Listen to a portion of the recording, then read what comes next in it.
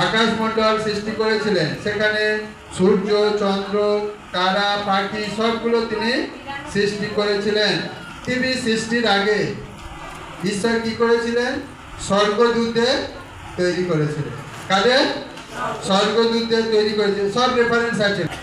স্বর্গের দূত সৃষ্টির আগে আত্মিক জগৎ সৃষ্টি করেছেন। তারপরে পঞ্চম হচ্ছে কি, পৃথিবী সৃষ্টি করে তিনি নিখুঁতভাবে তিনি তৈরি করেছিলেন। যখন পৃথিবী তিনি তৈরি করেছিলেন, তিনি একদম নিখুঁতভাবে তৈরি করেছিলেন।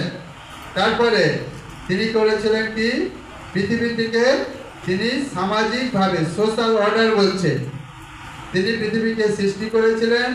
আর তারপরে শয়তানকে কি করলেন? পৃথিবীতে তাকে পাঠিয়ে দেওয়া হলো।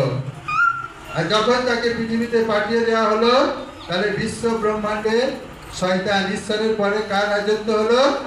শয়তানের রাজত্ব।